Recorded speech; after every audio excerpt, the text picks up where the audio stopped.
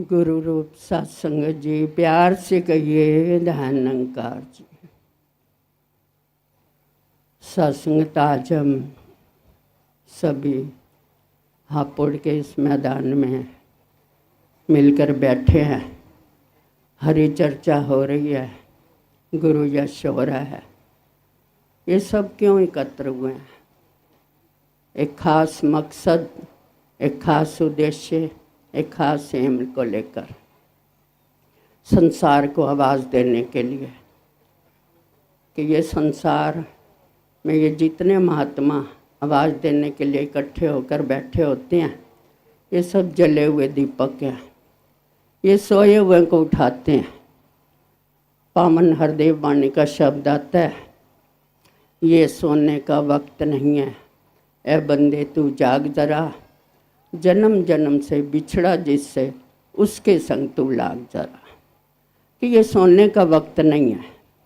अब किस बात की सोने की बात कही है? क्या हम रात को सोते हैं, सुबह उठते हैं, उस बात को कहा है कि शायद सूरज निकला हुआ है और लोग सोए पड़े हैं? ये बात भी है, लेकिन वास्तव में ये जो जन्म मिला है, ये जो मनुष्य तन मिला है, पहले भी महात्माओं ने कहा, उठ जाग मुसाफिर भोर भई, अब रैन कहाँ जो सोवत है। अब जागने की वेला ये मनुष्य तन ही है।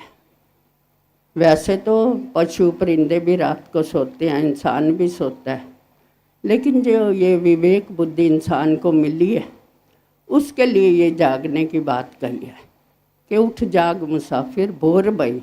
ये भोर मनुष्य तन को कहा है कि ये तेरे जागने का अवसर है, ये तेरे जाग के उठकर अपने आप को पहचानने का अवसर है। नहीं तो ये जन्म ऐसे ही व्यतीत होता चला जा रहा है। दसी को याद आ रही है, एक बार स्वामी विवेकानंद जी ने विदेश की यात्रा में किसी नौजवान से पूछा कि आप यहाँ क्या करने आए हो? कहने लगा, जी पढ़ाई करने आया हूँ। कहने लगे, उसके बाद क्या करोगे? कहने लगा, उसके बाद मैं नौकरी करूँगा, उसके बाद फिर मैं विवाह करूँगा, बच्चे होंगे, पालन पोषण करूँगा, उसके बाद मैं बूढ़ा हो जाऊँगा, फिर मैं मर जाऊँगा। तो कहने लगे, ये सब मरने के लिए कर रहा है? ये जितना कुछ कर रहा है तू, क्या मरने के लिए कर रहा है? साधसंगत ये बात कि इंसान को ये मरना तो 84 लाख योनियों में भी कहा गया है। हम पढ़ते हैं वेदों ग्रंथों में। ये तो जीने के लिए ये समय मिला है, बिल्कुल थोड़ा सा, बिल्कुल पानी के बुलबुले जितना, और कहाँ 84 लाख योनियाँ। तो इनके रेशो में हम देखें, ये जागने का समय है। और नहीं जागा तो फिर वहीं का वहीं। कहने का भाव, ये महात्मा जो अपना समय, अपना धन सब कुछ लगाकर यहाँ आवाज़ देने के लिए इकट्ठे होते हैं कि हम में ये जाग गए हैं, परमात्मा मिला है, ईश्वर मिला है, निराकार मिला है, जिसको जानने के लिए मनुष्य तन मिला है। फिर हम वही अनगैलियाँ, फिर वही हमारे से वही गलतियाँ, फिर वही आपाधापी, फिर वही संसार की चीज़ों के पीछे भाग दौड़ इकट्ठी करना, जो यहीं की यहीं रह जाती हैं।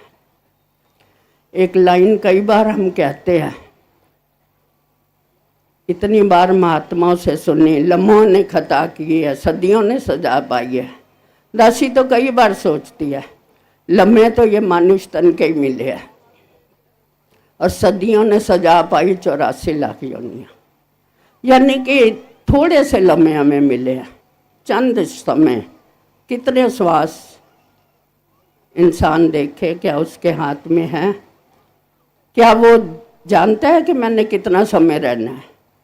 फिर भी साथ संगत वो इन्हीं चीज़ों के पीछे भागता है। ये संत महात्मा उपकार करते हैं, परोपकार करते हैं, सद्गुरु कृपा करता है ऐसी आवाज़ें देने के लिए, सबको एकत्र करके कि हम भी जैसे सुखी हुए हैं संसार में आवाज़ दें। लम्हों की खता फिर ना हो जाए, फिर ना सदियों में सजाएं पाएँ हम। ये समय बहुत कीमती है। ये हाथ में जो आज है, जो बीत गया, हम सभी जानते हैं, कोई इसे वापस नहीं ला सकता। आने वाले समय का पता नहीं, लेकिन आज तो हम बैठे हैं, आज तो ये मनुष्य तन है, आज तो ये लम्हे हमारे हाथ में है, आज तो आवाज़ दी जा रही है, आज तो सारे संसार को सद्गुरु की कृपा बरस रही है। तो आज इस समय का लाभ उठाएं।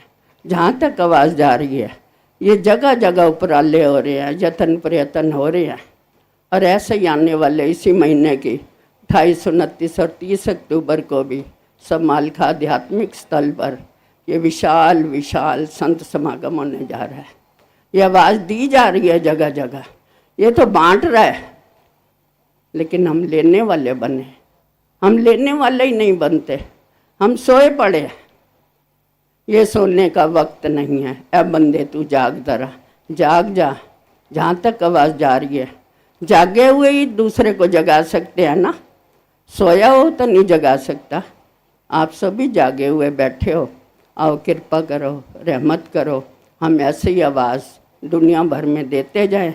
और ये सतगुरु ने जो हमें आनंद दिया है जीवन का, हर पल का आनंद जीवन में मानते जाएं। प्यार से कहिए दान निरंकार जी।